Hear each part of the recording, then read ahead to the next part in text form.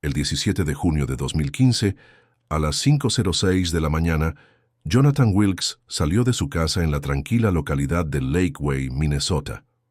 El sol apenas comenzaba a asomarse por detrás de los altos pinos y la bruma del amanecer cubría las calles como un velo. Llevaba una chaqueta impermeable verde oliva, botas de pesca y su gorra de siempre, con el logo descolorido de los Vikings. Caminó hacia su camioneta, estacionada en la entrada cargando una pequeña nevera, una caja de aparejos y una caña. Su esposa, Haley Grayson, lo observaba desde la puerta. Según declaró más tarde, Jonathan parecía cansado, pero decidido. Ella no preguntó a dónde iba. Él no ofreció detalles. Era una rutina que se repetía cada pocos fines de semana. Jonathan se dirigía solo al lago de Llano para pescar y, según sus palabras, pensar en silencio. Para las 14:00 horas, su camioneta fue vista en el estacionamiento del embarcadero por un trabajador del parque, pero no había rastro de su bote en el agua. Nadie en el muelle recordaba haberlo visto salir esa mañana. A las 19:40, Haley llamó al número de emergencias y con voz tensa pero controlada reportó que su esposo no había regresado. Dijo que probablemente había tenido un accidente o quizás que había decidido marcharse. En su relato no hubo lágrimas, solo datos: hora de salida, dirección probable, ropa que llevaba.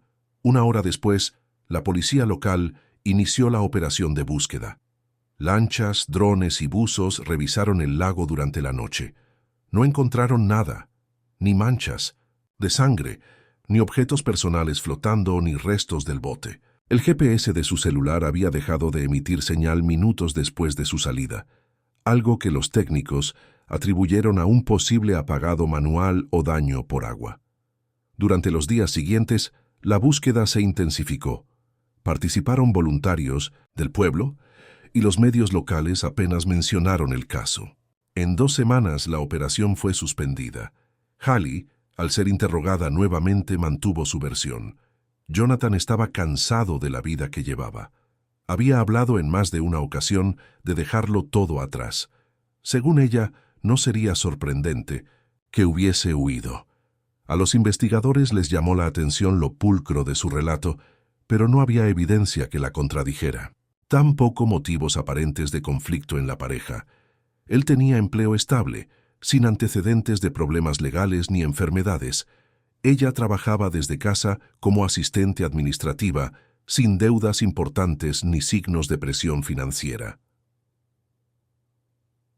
La aseguradora aceptó la versión de accidente y comenzó el proceso de indemnización.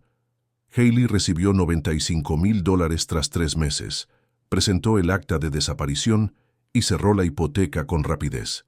Ningún agente encontró contradicciones relevantes en sus declaraciones.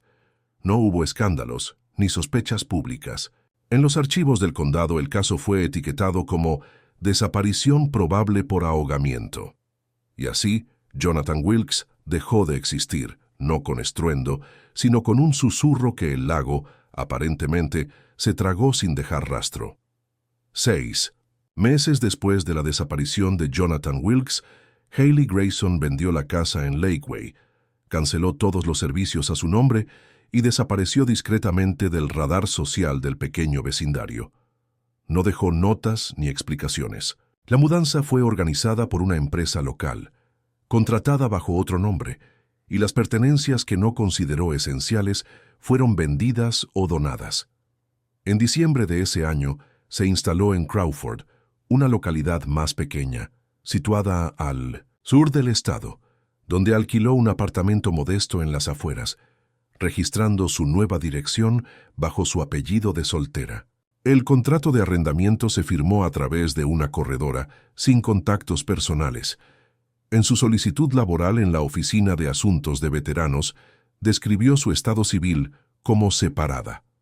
A quienes preguntaban, les decía que su esposo la había dejado por otra mujer y que prefería no hablar de ello. En el nuevo entorno, Haley cultivó una rutina hermética. Llegaba temprano al trabajo, participaba en las reuniones con formalidad y respondía siempre con precisión, aunque con escasa calidez. Sus compañeros la describían como competente pero reservada. No estableció amistades cercanas, pero tampoco despertó sospechas. Durante 2 años, llevó una vida sin sobresaltos, sin visitas, sin conflictos visibles. Pagaba sus cuentas puntualmente y nunca faltaba al trabajo. La indemnización del seguro le permitió cancelar sus deudas, mantener un bajo perfil financiero y evitar préstamos hasta finales de 2016. Fue recién en la primavera de 2017, durante una celebración en el edificio administrativo del condado, que conoció a Brad Holton, guardia de seguridad del turno nocturno, veterano del ejército. Recién llegado al pueblo, Brad era mayor que ella por algunos años y mostraba una actitud amable pero directa. Las primeras semanas no se les veía juntos en público, pero hacia el verano él ya pasaba varias noches en su departamento. No hubo ceremonia ni registro oficial, pero en los documentos fiscales del año siguiente, Hailey declaró su convivencia con él. Ambos firmaron una solicitud conjunta para adquirir un vehículo todoterreno de segunda mano, y la dirección registrada coincidía con el apartamento alquilado por ella. Nadie en el edificio donde vivían notó conflictos abiertos. A veces discutían en voz baja, pero nada que despertara alarma. Para los vecinos eran una pareja cerrada, poco sociable pero estable. Algunos comentaban que él parecía más entusiasta que ella respecto a la relación. En el trabajo, Hailey empezó a llegar más tarde, a menudo justificándose por problemas de salud o asuntos personales. Pese a ello, no perdió su empleo ni su posición. En agosto de 2018, Brad dejó de aparecer. Cuando compañeros preguntaron por él, Hailey respondió que había salido a pescar y no había regresado. Agregó que quizás se había ido por cuenta propia, como su anterior pareja. No presentó denuncia, ni contactó con la policía. La desaparición de Brad pasó desapercibida para las autoridades. Ningún familiar lo buscó de inmediato, y nadie en el entorno de Hailey insistió. Otra ausencia, otra historia cerrada antes de empezar. El 2 de julio de 2020, cerca del mediodía, Tom Banks, un pescador habitual del lago de Llano, divisó un objeto irregular flotando parcialmente bajo la superficie, cerca de la ribera norte, donde las raíces sumergidas de los viejos álamos creaban remolinos de sedimentos. Al acercarse, notó que se trataba de una pequeña embarcación atrapada entre ramas y troncos, con signos evidentes de deterioro. La hélice estaba oxidada, el casco cubierto de algas y lodo. Sospechando que podría tratarse de restos antiguos o abandonados, contactó al Servicio de Control Ambiental. El protocolo exigía informar a la policía si se hallaban objetos de posible valor probatorio, por lo que un equipo fue asignado al lugar esa misma tarde. La embarcación fue remolcada, con dificultad hasta la orilla.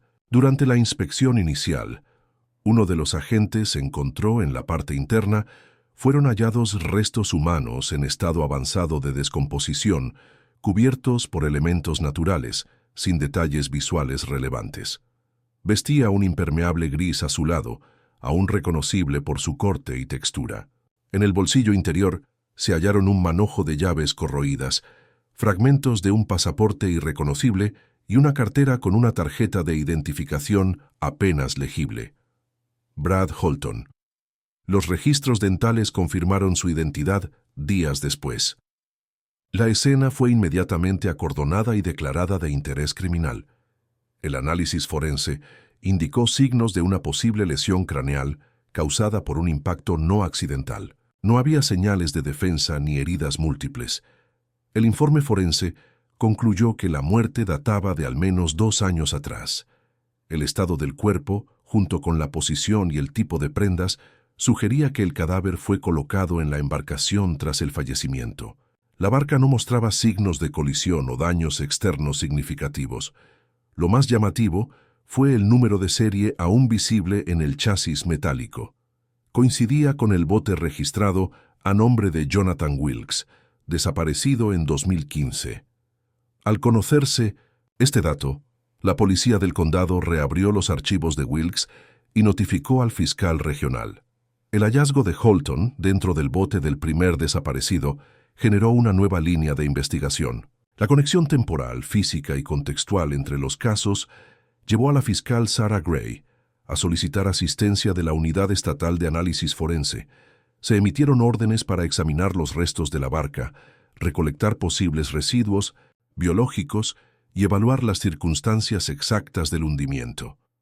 El hallazgo planteaba una incógnita evidente: cómo un hombre desaparecido en 2018 terminó en una embarcación no vista desde 2015. Los medios locales cubrieron la noticia brevemente, sin vincularla de inmediato a los casos previos. Sin embargo, en círculos internos, los investigadores comenzaron a reconstruir los movimientos de Holton en el periodo anterior a su desaparición. El caso, que había sido clasificado como accidente o abandono, comenzó a tomar forma distinta. En las oficinas del fiscal surgió una pregunta insistente: ¿qué había ocurrido realmente en las aguas tranquilas del lago de Llano y por qué dos nombres olvidados reaparecían juntos, en silencio, bajo la misma superficie? La mañana siguiente al hallazgo del cuerpo en el lago de Llano, dos agentes de la policía del condado se presentaron en el domicilio de Haley Grayson en Crawford. No llevaban orden judicial, pero solicitaron hablar con ella respecto a la identidad del hombre encontrado. Haley los recibió con aparente serenidad, permitiéndoles pasar a la sala de su apartamento sin mostrar sorpresa visible. Cuando se le preguntó por Brad Holton, respondió que habían convivido durante un tiempo, pero que él la había dejado en 2018, supuestamente para regresar a Wisconsin. Dijo no haber tenido más contacto con él desde entonces, ni conocer su paradero. Aseguró que su desaparición no le pareció extraña, dado su carácter inestable y su costumbre de marcharse por semanas sin aviso. La declaración fue tomada con escepticismo. En los archivos bancarios constaba que en 2018 ambos firmaron una solicitud de préstamo conjunto para la compra de un vehículo y que Brad figuraba como beneficiario secundario en su seguro de vida. La documentación sugería una relación más sólida y formal que la descrita por Haley. Además, en el domicilio aún se encontraban objetos personales del hombre: un par de botas militares gastadas, una chaqueta con emblemas del servicio y una caja de madera con sobres abiertos y cartas manuscritas. Una de ellas mencionaba de forma explícita el lago de Llano, señalando que ese lugar me causa incomodidad desde que llegamos. Otra hacía referencia a una sensación de vacío y exclusión. Me siento fuera de lugar, como si nunca hubiera tenido espacio aquí. A raíz de estos indicios, la fiscal Sarah Gray solicitó una orden de registro completa. La policía la ejecutó 2 días después. En el cobertizo trasero del edificio encontraron un viejo baúl con utensilios de pesca. Entre ellos destacaba una caja metálica oxidada, marcada con las iniciales Cato Dobibo en la tapa. La revisión detallada identificó la caja como un modelo de uso limitado, vendido en 2014 en una tienda deportiva de Lakeway. El registro de la compra estaba asociado al nombre de Jonathan Wilkes. El hallazgo fue considerado altamente significativo, ya que se trataba del primer objeto relacionado con Wilkes hallado fuera del entorno del lago.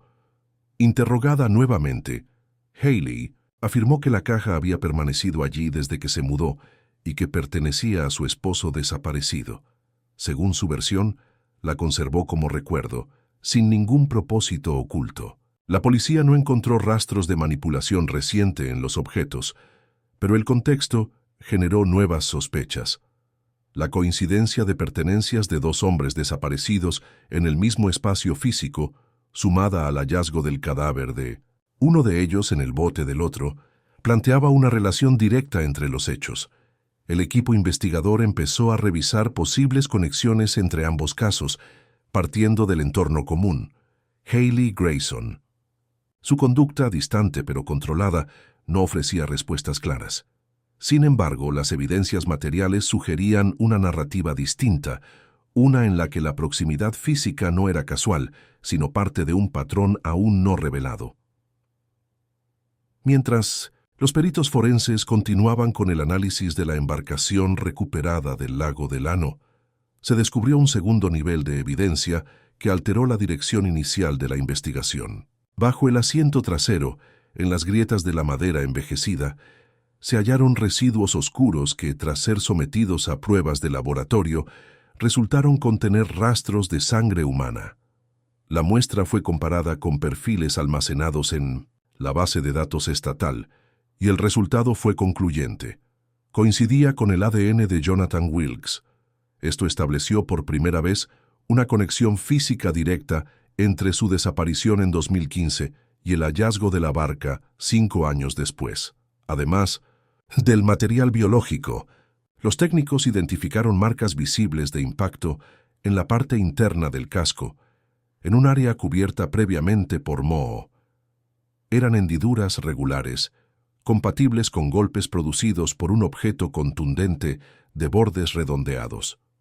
Los análisis determinaron que las huellas no eran recientes y que habían sido cubiertas deliberadamente, posiblemente con una mezcla de barro y vegetación. La hipótesis más aceptada fue que el bote había sido hundido intencionalmente después de ambos eventos, lo que contradecía la suposición inicial de accidente o abandono.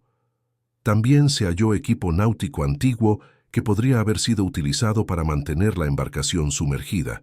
El peso agregado era suficiente para mantener el bote sumergido durante largo tiempo, a menos que se liberara o flotara por acumulación de gases o movimiento de corrientes. Este detalle fue interpretado por los investigadores como una señal clara de intento de ocultamiento, más aún al confirmarse que la estructura había sido manipulada con el objetivo de retrasar su descubrimiento. Paralelamente, la fiscal Sarah Gray ordenó un rastreo exhaustivo de las transacciones financieras de Haley Grayson entre 2015 y 2019. El informe reveló patrones inusuales: retiros en efectivo de grandes sumas, depósitos a cuentas temporales y el uso constante de sucursales ubicadas en distintas ciudades, evitando siempre operar dentro del condado donde residía. También se identificaron compras en tiendas especializadas, cadenas, bidones de gasolina, lonas impermeables y artículos de camping. Aunque no constituían delito por sí mismos, su recurrencia y coincidencia temporal con las desapariciones reforzaban la línea de sospecha. La acumulación de indicios llevó a la Fiscalía a formalizar un expediente unificado, en el que los casos de Wilkes y Holton pasaban a considerarse parte de un mismo proceso de investigación. Ambos compartían un patrón común: hombres que desaparecían tras convivir con la misma persona, con elementos materiales que reaparecían años después, conectando los hechos en una secuencia cada vez más evidente. Sarah Gray calificó la situación como una estructura de ocultamiento sostenida por conveniencia y oportunidad. Los medios aún no accedían a esta información, pero dentro del equipo forense el caso ya era conocido como el nudo que se ató a sí mismo. Una imagen de decisiones entrelazadas, ocultas bajo una superficie tranquila, que lentamente comenzaban a emerger a la luz. El análisis de los dispositivos electrónicos incautados en el domicilio de Haley Grayson aportó un nuevo impulso a la investigación. El equipo técnico recuperó datos del disco duro de su ordenador portátil, que incluían documentos eliminados, borradores de cartas y archivos temporales. Uno de los hallazgos más relevantes fue una serie de textos fechados manualmente en 2015 que imitaban notas de despedida. Todos contenían frases similares: "No me busques, esto es lo mejor", o "necesito desaparecer por completo". La repetición exacta de ciertas expresiones coincidía palabra por palabra con lo que Haley había declarado a la policía tras la desaparición de Jonathan Wilkes. Las pericias caligráficas y forenses indicaron que esos documentos fueron redactados digitalmente y luego copiados a mano por ella misma, simulando mensajes escritos por un tercero. El hallazgo fue considerado indicio de premeditación. No solo sugería que Haley había fabricado elementos para apoyar una narrativa de abandono voluntario, sino que además había anticipado la necesidad de sostener esa versión ante posibles cuestionamientos. Los archivos estaban organizados en carpetas ocultas, protegidas por contraseñas sencillas, lo que denotaba cierto nivel de cálculo, pero sin una estrategia tecnológica compleja. En conjunto, revelaban una intención de controlar el relato sin dejar rastros formales, aunque sin prever la persistencia digital de la evidencia. En paralelo, el análisis del historial telefónico de Brad Holton reveló que su último contacto con una red fue registrado en las cercanías del lago Delano, el mismo día en que Haley declaró que se había marchado. Desde ese momento, no se registraron más conexiones del dispositivo móvil. Las coordenadas del registro celular coincidían con una torre cercana a la carretera rural 16, una vía secundaria que conduce a la zona menos transitada del lago. Esta información, cruzada con las grabaciones de cámaras de vigilancia de una estación de servicio situada a pocos kilómetros, permitió establecer que Haley fue vista ese mismo día adquiriendo 2 bidones de gasolina, cuerda trenzada y guantes de látex. No había indicios de que estuviera acompañada ni de que viajara para acampar, pese a haber afirmado lo contrario en declaraciones previas. Las inconsistencias comenzaron a formar una red. La fiscal Sarah Gray solicitó una orden judicial para detención preventiva, argumentando riesgo de fuga, destrucción de pruebas y obstrucción continuada de la investigación. El 8 de agosto, Haley fue arrestada en su lugar de trabajo sin ofrecer resistencia. Durante su traslado, no emitió declaraciones. Ya en dependencias policiales, se le informó del conjunto de cargos provisionales y del proceso judicial en curso. Al ser interrogada, se limitó a afirmar que sin el cuerpo de Jonathan Wilkes no podría probarse nada. Esa respuesta, breve pero significativa, marcó un giro en el tono del caso. La negación de culpabilidad fue interpretada como una estrategia defensiva, no como una señal de inocencia. La Fiscalía, sin embargo, había acumulado suficientes elementos materiales para construir una narrativa que no dependía de una confesión. En la cronología de los hechos, empezaban a trazarse patrones y las pruebas dejaban menos espacio para el azar. Tras el arresto de Haley Grayson, comenzaron los interrogatorios formales. La acusada optó por el silencio, negándose a responder a las preguntas de los investigadores, incluso con asistencia legal. Sin embargo, el material probatorio continuó acumulándose. El análisis técnico de la embarcación rescatada del lago permitió a los peritos reconstruir una cronología aproximada de los eventos. Se confirmaron rastros biológicos de 2 personas distintas, Jonathan Wilkes y Brad Holton. Ambos perfiles genéticos fueron hallados en zonas separadas del bote, lo que sugería usos en momentos distintos. Las muestras de sangre de Wilkes, secas y adheridas a ranuras profundas, databan de al menos 5 años atrás. Los restos de Holton, más recientes, indicaban que la barca fue reutilizada para un segundo ocultamiento. Además de los rastros biológicos, los investigadores hallaron entre los tablones una pequeña tela desgastada, envuelta entre la estructura de soporte. Tras su análisis, se determinó que correspondía a una prenda personalizada. Un pañuelo bordado con las iniciales BH, regalo que, según registros familiares, su madre le había hecho en su último cumpleaños. Este detalle fue considerado especialmente relevante por la Fiscalía, al representar una conexión directa entre la víctima y el objeto hallado en condiciones que excluían casualidad. La autopsia forense del esqueleto de Holton, realizada con tecnología de reconstrucción tridimensional, concluyó que los análisis indicaron una lesión craneal que habría sido provocada por un objeto sólido no cortante. No se encontraron fracturas defensivas ni lesiones post-mortem. Los forenses establecieron que fue inmovilizado o sorprendido. La postura del cuerpo dentro de la barca indicaba que fue depositado intencionadamente, sin señales de lucha, lo cual reforzaba la hipótesis de un ataque en condiciones controladas. Sin embargo, el cuerpo de Jonathan Wilkes seguía sin aparecer. Esta ausencia no impidió que el equipo de Sarah Gray elaborara una reconstrucción coherente. Jonathan fue asesinado primero, posiblemente a bordo de la misma barca. Su cuerpo fue retirado o destruido posteriormente, mientras que la embarcación fue escondida.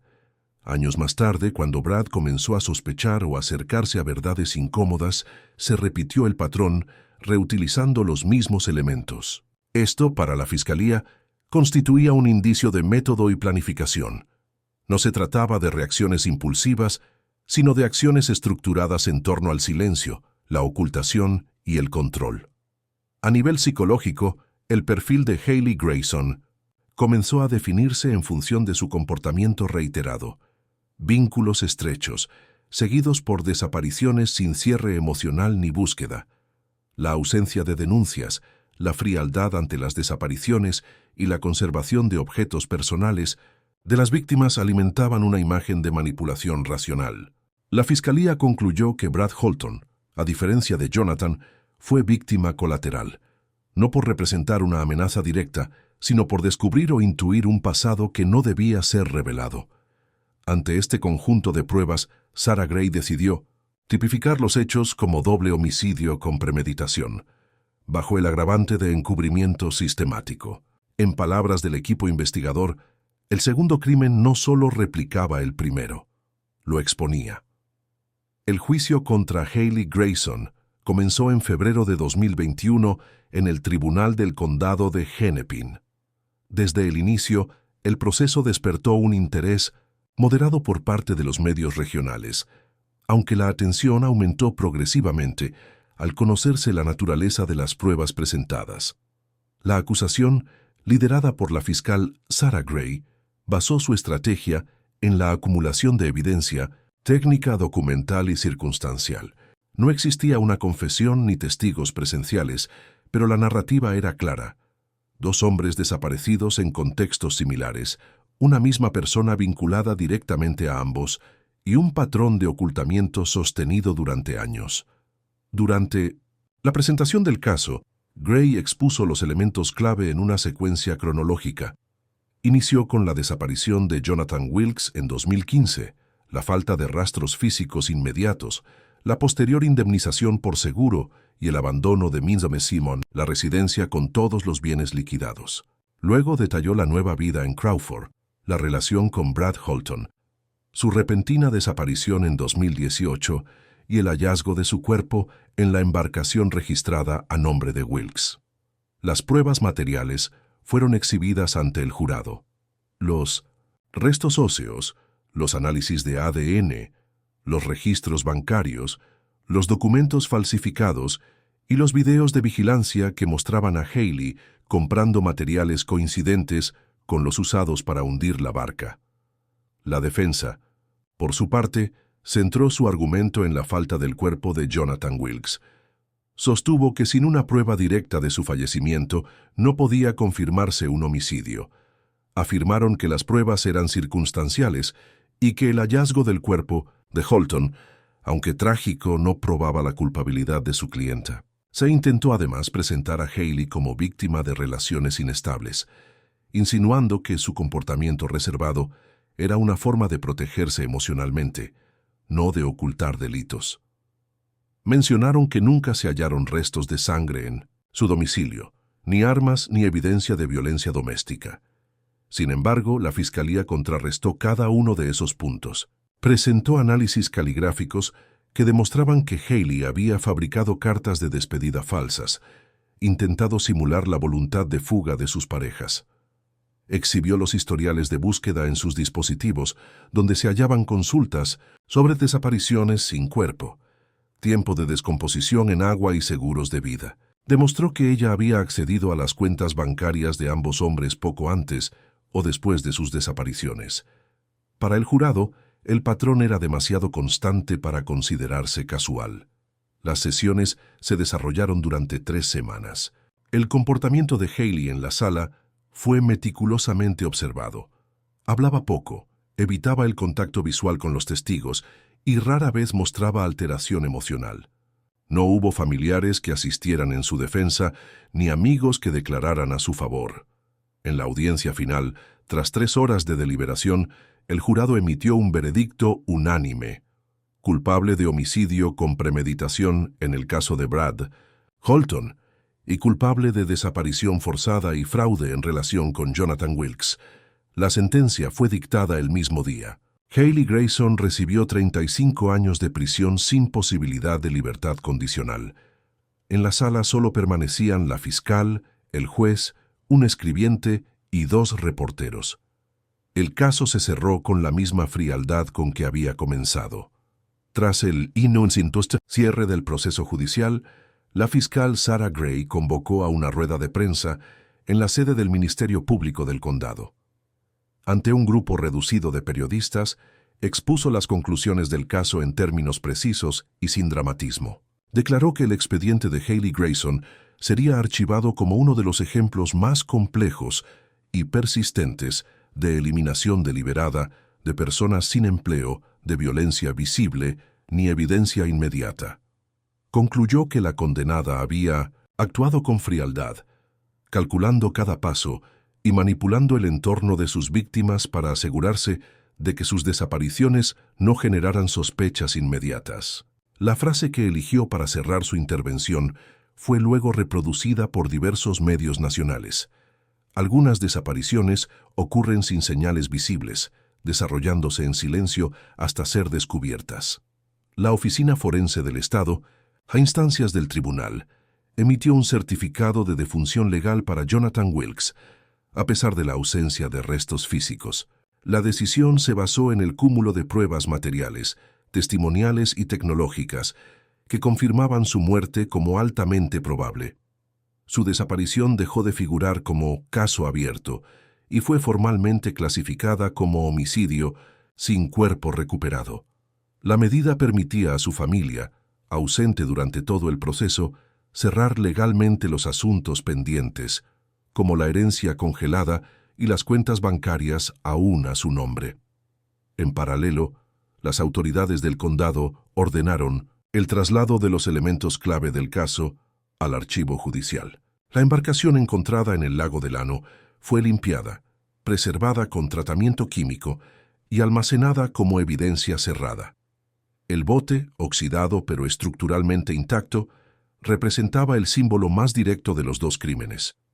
Su presencia en las actas fue descrita como instrumento de continuidad delictiva. La caja de pesca con las iniciales de Wilkes, las cartas de Holton y el pañuelo bordado también fueron etiquetados y catalogados en el mismo lote probatorio, resguardado para posibles revisiones futuras.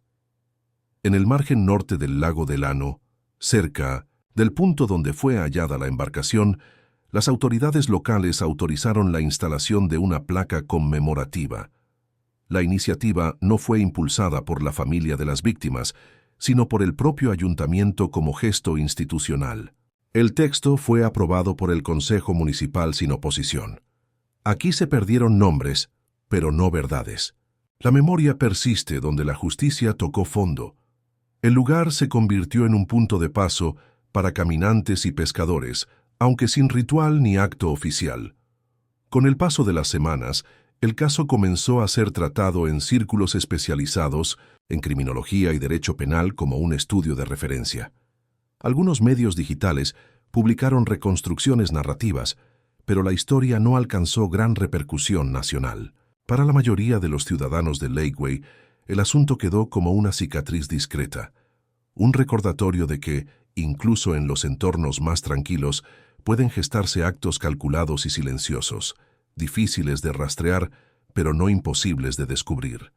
Tras el veredicto, Haley Grayson fue trasladada al Centro Correccional Estatal de Mujeres de Shakopee, en Minnesota. La admisión se realizó sin incidentes, en cumplimiento del protocolo penitenciario habitual. Fue clasificada como reclusa de mínimo riesgo bajo para terceros, pero de riesgo medio institucional, debido a la naturaleza meticulosa de los delitos atribuidos y su negativa a cooperar con las autoridades. En los registros del centro, se consignó que no manifestó emociones durante la lectura de la sentencia ni al ingresar al penal. No solicitó visitas, ni asistencia psicológica, ni contacto con familiares o abogados tras su condena. El Departamento de Justicia del Estado, en colaboración con la Fiscalía, declaró formalmente cerrada la investigación principal en el licintoso caso Grayson.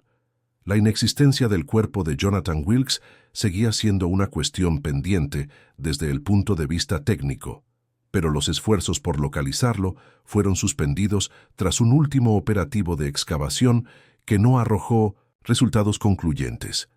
Las autoridades argumentaron que los recursos asignados habían agotado todas las líneas razonables de búsqueda.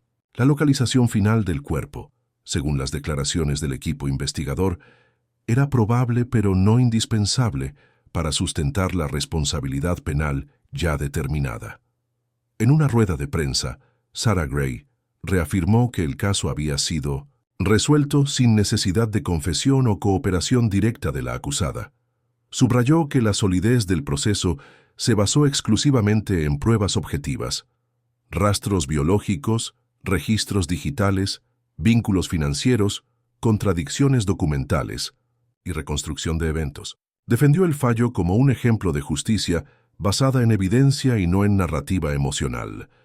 Ante preguntas sobre la posibilidad de apelación, señaló que, hasta ese momento, no se había presentado ninguna solicitud por parte de la defensa. A nivel personal, la figura de Haley Grayson generó interés entre criminólogos y periodistas de investigación. El perfil psicológico delineado por los expertos la describía como una persona con gran capacidad de control externo, introspección limitada y alta funcionalidad adaptativa.